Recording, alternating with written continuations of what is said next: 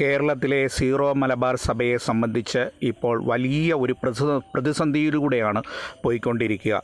കാരണം ഇത് ഓരോ വിശ്വാസിയെ സംബന്ധിച്ചും ഇത് വലിയ ഒരു വേദന തന്നെയാണ്. കാരണം എന്താണെന്ന് ചോദിച്ചാൽ, ചില വൈദികരുടെ പിടിവാശി, മാർപ്പാപ്പ പറയുന്നത് അനുസരിക്കുക എന്നുള്ള ഒരു ചരിത്രമാണ് ഇതുവരെയും നമ്മുടെ സീറോ മലബാർ സഭയെ സംബന്ധിച്ച് ഉണ്ടായിരുന്നത്. മാർപ്പാപ്പയാണ് ഏറ്റവും പരമപ്രധാനം. അതിനുശേഷം ഈ പറഞ്ഞ മെത്രാന്മാർക്ക് കീഴെ വൈദികർ. ഈ വൈദികർ പട്ടം മേടിക്കുന്നത് മെത്രാനിൽ നിന്നല്ലേ? അപ്പോൾ ചെറുപ്പം മുതലേ നമ്മൾ എന്താ പഠിച്ചിരിക്കുന്നത്? നിങ്ങൾ വലിയ അനുസരണയും കാര്യങ്ങളും ഒക്കെ ജനങ്ങളെ പഠിപ്പിക്കുന്നുണ്ട്. അനുസരിക്കേണ്ട നിങ്ങൾ തന്നെ അനുസരണക്കേട് കാണിച്ചാൽ ഞങ്ങളെപ്പോലുള്ള വിശ്വാസികൾക്കുണ്ടാകുന്ന ബുദ്ധിമുട്ടും പ്രയാസവും ഒക്കെ എങ്ങനെയാണ്? ഈ കോവിഡ് സമയത്തൊക്കെ നമ്മൾ പള്ളിയിൽ പോയി പ്രാർത്ഥിച്ചിട്ടാണോ നമുക്ക് ദൈവത്തിൽ നിന്ന് അനുഗ്രഹങ്ങൾ കിട്ടിയത്? നമ്മൾ വീട്ടിലിരുന്ന് പ്രാർത്ഥിച്ചു, ടി വിയിൽ കൂടെ കുർബാനയൊക്കെ കണ്ട് പ്രാർത്ഥിച്ചു, അനുഗ്രഹങ്ങളൊക്കെ പ്രാപിച്ചു. അന്നും നമുക്ക് ധാരാളം അനുഗ്രഹങ്ങളൊക്കെ കിട്ടിയില്ലേ? അപ്പോൾ അധികാരത്തിന് വേണ്ടി വടം വലിക്കുന്ന വൈദികരെ സംബന്ധിച്ച് എനിക്ക് പറയാനുള്ളത്, നിങ്ങൾ മറ്റുള്ള ജനങ്ങൾക്ക്, വിശ്വാസികൾക്ക് ഉതപ്പുണ്ടാക്കാതെ അവർക്ക് മാതൃകയാകേണ്ടവരാണ്. അവരെ അവിശ്വാസത്തിലേക്ക് കൊണ്ടുവരുവാൻ നിങ്ങൾ ഒരിക്കലും ശ്രമിക്കരുത്.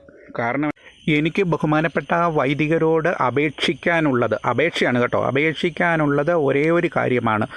നിങ്ങൾ അനുസരണം എന്ന ഒരു വ്രതത്തിലൂടെയാണ് നിങ്ങൾ വന്നിരിക്കുന്നത്. അതായത് മെത്രാനിൽ നിന്നും ഞാൻ മെത്രാൻ പറയുന്നത് അനുസരിച്ചു കൊള്ളാം എന്നുള്ള ആ ഒരു കൈവെപ്പിലൂടെയാണ് നിങ്ങൾ ഈ വൈദികരായി വന്നിരിക്കുന്നത്. അപ്പോൾ നിങ്ങൾ തീർച്ചയായും മെത്രാൻ പറയുന്നത് അനുസരിക്കുവാൻ ബാധ്യസ്ഥരാണ്. അതുപോലെ റോം പറയുന്നത് അനുസരിക്കുവാൻ ബാധ്യസ്ഥരാണ്. നിങ്ങൾ ചില രാഷ്ട്രീയ പാർട്ടികൾ, രാഷ്ട്രീയ നേതാക്കൾ കാണിക്കുന്ന പോലെയുള്ള പ്രവർത്തനങ്ങൾ ഒരിക്കലും ചെയ്യാൻ പാടില്ല. നമ്മൾ രാഷ്ട്രീയ പാർട്ടിയല്ല. സഭ എന്ന് പറയുന്നത് ഒരു വിശ്വാസികളുടെ ഒരു കൂട്ടായ്മയാണെന്നുള്ള ഒരു തിരിച്ചറിവ് നിങ്ങൾക്ക് തീർച്ചയായും ഉണ്ടാകേണ്ടതാണ്. ഇപ്പം ജനങ്ങൾക്കില്ലെങ്കിൽ പോലും അത് നിങ്ങൾക്കുണ്ടാകേണ്ടതാണ്. നിങ്ങളാണ് ജനങ്ങളെ പറഞ്ഞ് മനസ്സിലാക്കി അവരെ നേരായ മാർഗത്തിലേക്ക് കൊണ്ടുവരേണ്ടത്. നിങ്ങൾ ഈ പറഞ്ഞ കുതിത്തിരിപ്പിലൂടെ, അതായത് ഞാൻ ഏകീകൃത കുർബാനയ്ക്കെതിരാണ് എന്നും പറഞ്ഞുകൊണ്ട് വിശ്വാസികളെ ഇളക്കി വിടുന്നത് ശരിയല്ല. നിങ്ങൾ വേണമായിരുന്നു റോമിൻ്റെ ആ തീരുമാനത്തോട് ചേർന്ന് ജനങ്ങളെ ഒന്നിച്ചു കൊണ്ടുവന്നിട്ട് ഏകീകൃത കുർബാനയിലേക്ക് കൊണ്ടുവരുവാൻ നിങ്ങൾ വേണമായിരുന്നു ഓരോ ജനങ്ങളെയും വിശ്വാസിയും കൈപിടിച്ച് മുന്നോട്ട് കൊണ്ടുവരേണ്ടത്. നിങ്ങൾ തന്നെ അതിന് ബദലായിട്ട് ഒരു മാർഗം സ്വീകരിച്ചാൽ അത് ശരിയല്ല എന്ന് മാത്രമേ എനിക്ക് അപേക്ഷിക്കുവാനുള്ള ഒരു വിശ്വാസി എന്നുള്ള, ഒരു സാധാരണ ഒരു വിശ്വാസി എന്നുള്ള നിലയ്ക്ക് നിങ്ങൾ നല്ല രീതിയിൽ ജനങ്ങളെ കൊണ്ടുവരുവാൻ നിങ്ങൾക്ക് സാധിക്കട്ടെ എന്ന് മാത്രമേ എനിക്ക് അപേക്ഷിക്കുവാനുള്ളൂ. എന്നെപ്പോലെയുള്ള ഒരു വിശ്വാസി സഭയിൽ തെറ്റായ മാർഗത്തിലൂടെ പോയാൽ അത് നേർവഴി കാട്ടി ദൈവസന്നിധിയിലേക്ക് കൊണ്ടുവരേണ്ട ആളുകളാണ് ഈ പറഞ്ഞ ബഹുമാനപ്പെട്ട വൈദികർ. എനിക്ക് നിങ്ങളോട് അപേക്ഷിക്കാനുള്ളത് ഒരു കാര്യമേ ഉള്ളൂ.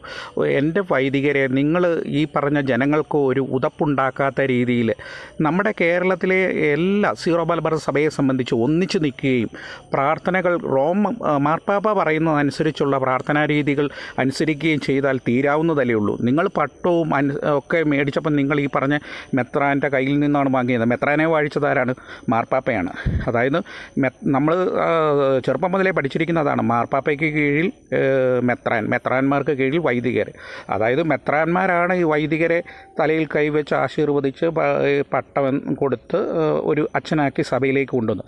അപ്പം ഈ പറഞ്ഞ മെത്രാന്മാർ പറയുന്നത് അനുസരിക്കുവാൻ തീർച്ചയായും ഈ പറഞ്ഞ വൈദികർക്ക് അവകാശമുണ്ട്.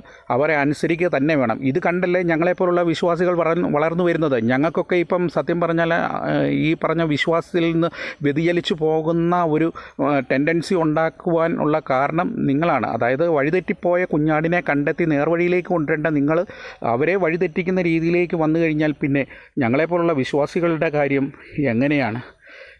എന്തായാലും നമ്മുടെ സഭയിലെ പ്രശ്നങ്ങളൊക്കെ ഒന്ന് രമ്യതയിൽ പറഞ്ഞ് തീരട്ടെ. എല്ലാ പ്രശ്നങ്ങളും പരിഹരിച്ച് നല്ല ഒരു ദൈവവിശ്വാസത്തിലേക്ക് ആളുകളെ കൊണ്ടുവരാനായിട്ട് ഈ അച്ഛന്മാർക്കൊക്കെ മനസ്സ് തോന്നട്ടെ എന്ന് നമുക്ക് പ്രാർത്ഥിക്കാം. വിശ്വാസികളായ നമുക്ക് പ്രാർത്ഥിക്കാം.